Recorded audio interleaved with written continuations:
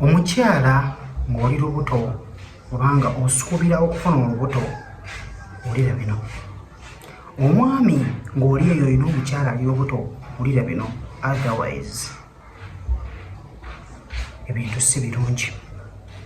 Mbadde nkusaba ompe ku matugo kino nkyalinga kubanga nina omutima ogulumirirwa andi ndi muzadde ate twagala abaana. Kati gwaleeyo wenna badde nkusaba ompe amatugo. Ngenda sooka njogera ku kigambo abakozesa family planning. Okozesa family planning sigivumirira nedda, naye ate ebiseera ebisinga bw'obeera obadde otunudde kiraga nti abantu abakozesa family planning chances nyingi nnyo olubuto olwo okuvaamu bw'obanga obadde olufunye. Wadde ku family planning okumala ebbanga ery'emyaka egiwerako bw'ofuna olubuto ebiseera ebisinga luvaamu. Ekyo nkitadde ebbali, so wegendereze gwe azikozesa era manya nti bye ebinaavaamu olubuto luvaamu.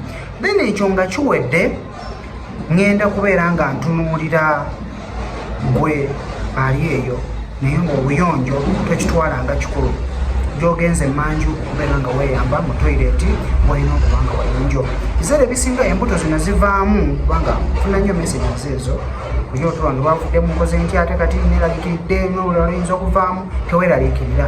Naye obuzibu bwolina kitoyagala okuwuliriza, oyagala nnyo ebyonoonese than okuwulira ekintu eky'amagezi bwe buzibu bwamwe Abannayuganda. So ndi mu kwogera ku kyokugamba nti gyogenza okubeera nga weeyambako omukyala wansi kubanga toilet mugisharinga then oli ku risk y'amaanyi okubeera nga ofuna ekirwadde ekyo kya infection ate kyekiro okubeera nga obutokola ki nga luvaamu. So woowulira nti tosobola kubeera ng'ogenda mu manju eyo ng'ogenze nga ogenze ne bamuyita batya jik oba liquid soap ebintu bino naye nga jiki ono wamaanyi nnyo ku mukyala oyo olubuto jiki abeerewo. Sooka oyongyeko wansi awo ogenda okusitama ate nowali obadde ositamye teweemalirako nnyo mu toyireti okwo. Toyireti eyo mubeera nga mubadde mugikozesa abantu bangi.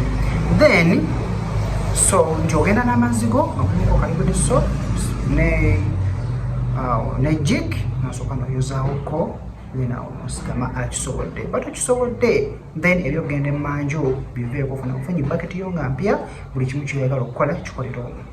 Ojja kusala bulungi nnyo omwana wo olujja kukola bulungi nnyo nga tolina bikusumbuwa. So gwe wenna abadde agamba nti embuto zivaamu obuzibu obusinga buva ku ekyo kubeera nti infection efuuse infection.